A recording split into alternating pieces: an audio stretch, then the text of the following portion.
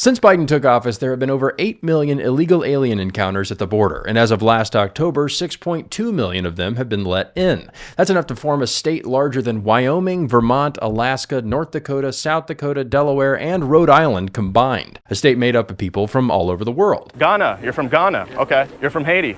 Venezuela. From China? Imagine the slums of Mumbai, but no one understands each other, sort of like the Tower of Babel, but with more poop in the streets. But these people aren't congregating in one place. Okay, it's no problem if I go to Chicago. Either you want. Next, we'll find out that's what they've been storing in the bean. And most of these migrants are coming through Texas. As you know, Governor Greg Abbott put up fencing to stop the flow. Then the Biden administration started sending Border Patrol agents to cut the razor wire and fencing.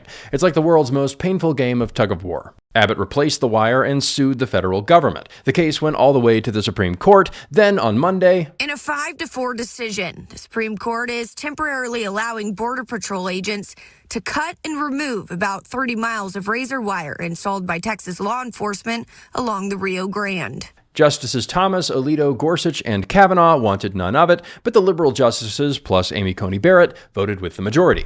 Girl power. In response, Abbott has now expelled Border Patrol from Eagle Pass entirely. He's brought in more Texas National Guard, and he's topped off the fence with an extra roll of razor ribbon. He also made some ballsy statements.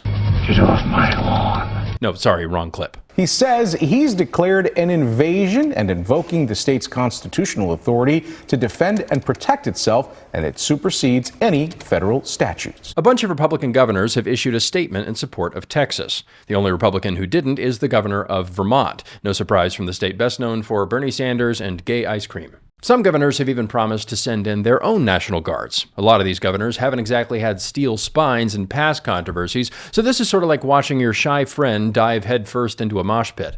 Elon Musk has chimed in support of Texas, so has Trump and House Speaker Mike Johnson. So they've got the nerds, the jocks, and the high school Republican club. Now, some Democrats want Biden to outright seize command of Abbott's National Guard troops. Here we have the party of compassion telling the president to steal from a handicapped man.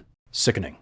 So what's next? For now, it seems like we're stuck in a loop. Border Patrol cuts the wire, National Guard troops replace the wire. Cut the wire, replace the wire. Snip, snap, snip, snap, snip, snap. Then yesterday, Biden gave Abbott an ultimatum. President Biden has given Texas until tomorrow to allow the federal government to remove razor wire from the border or face consequences. The question is, what consequences? As I'm taping, nothing new has happened yet. Now we've got two sets of troops given contradictory orders about the same piece of land. Conflict seems inevitable, but maybe not. Maybe they could send Kamala in to break the ice with a few jokes. Oh yeah, check that out. Think about that for a minute.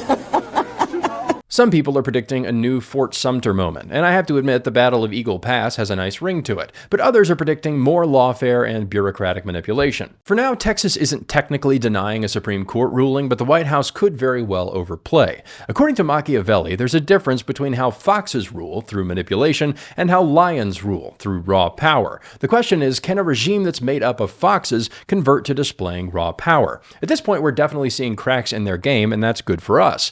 For now, we can just offer our vocal support for Texas, and I'd be happy to send them stuff from my bunker here. I've got plenty of water bottles.